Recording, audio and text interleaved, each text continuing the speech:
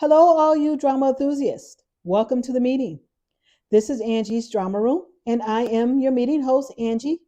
And what is Angie's Drama Room? If you don't know, I do drama reviews. I talk about dramas or Asian inspired dramas, such as your fantasy, rom coms. Well, rom coms and contemporary is my favorites. Any type of Asian inspired dramas that I have been watching lately, and I just give you my point of view on it. And I call it a meeting because we want to come in and meet with me and discuss it. And hopefully you leave, yes, a comment, and I will comment back if I have time or if I see your comment.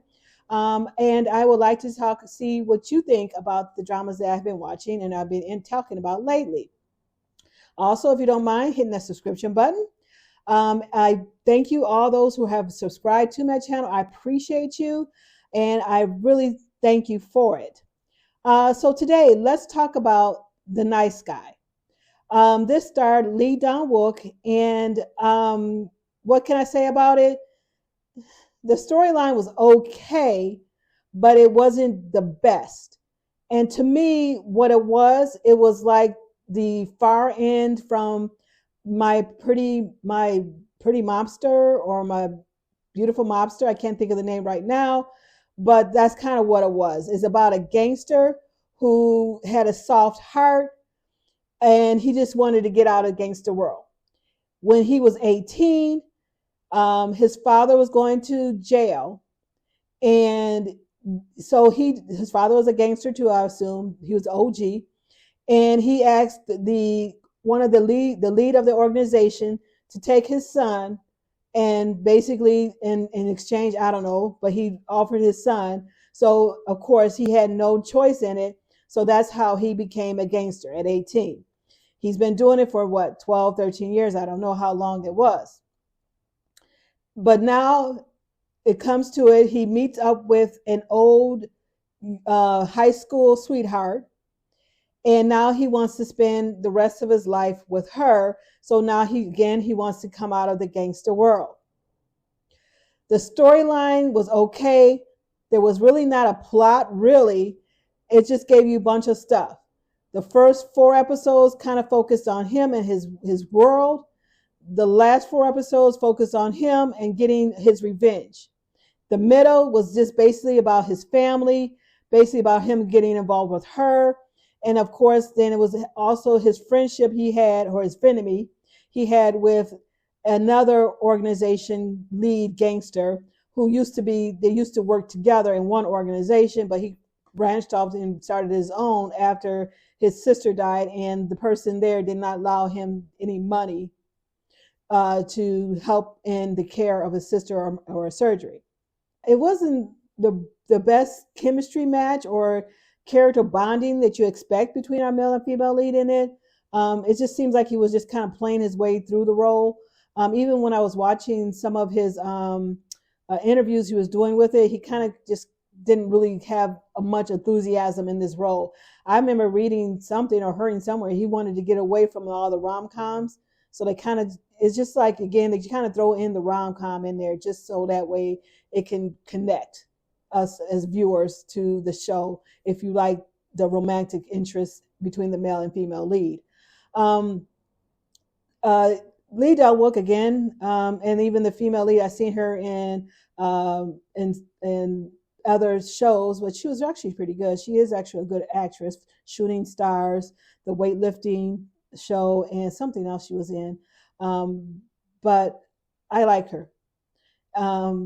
The age gap was kind of weird, but we'll work with that on there. I mean, I don't care too much about the age gap, as long as it was within decency and order, which it was. And there really wasn't much. I don't think they really had kissing scenes, really. They kind of just hugged it out. The only thing I thought was totally weird was the eldest sister. Okay, because there was 3 of them. There's 2 sisters and a brother, which Lee Dong-wook was him, and he had 2 sisters. The eldest sister, she borrowed 360 million wons collateral against the house. And I'm like, wait a minute, what did she do with the money? They never really said what she did with money. We just assumed maybe she gambled it away. But 360 million wons against collateral against the house. And so she left, and she had a little boy, left the little boy with the parents, and now she left and had the parents holding the bag to this debt.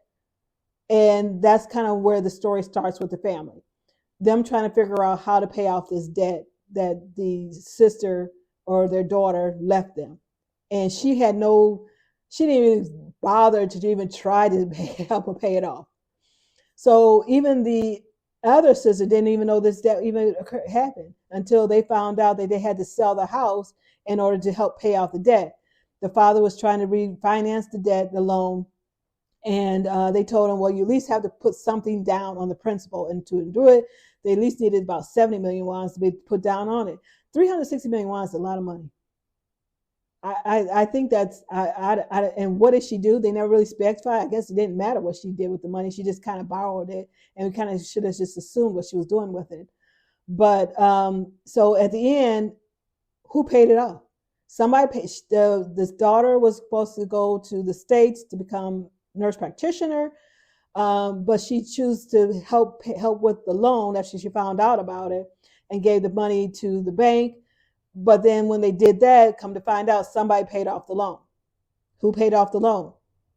They kind of had a smiling face. I don't know who paid it off. I'm assuming maybe it could have, I don't know, could have been the gangster frenemy. He asked to pay it off, but I don't know who paid it off.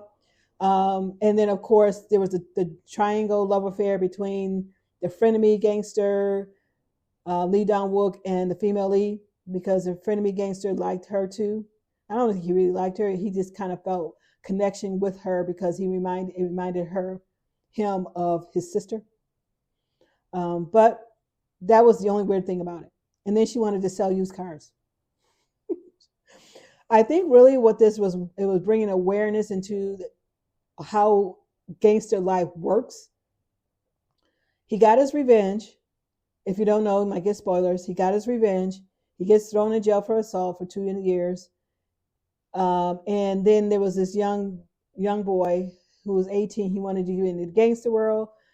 He did something. He did something, and he basically got by the gangsters. The gangster guy told him to do it, but in order to shut his mouth, unfortunately, he lost his life.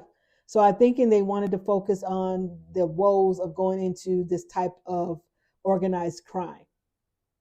I think that's kind of where they were trying to go with, because I'm like, this really has nothing really to do with anything. But hey, if you watch Nice Guy, let me know what you think about it. See ya. Meeting adjourned.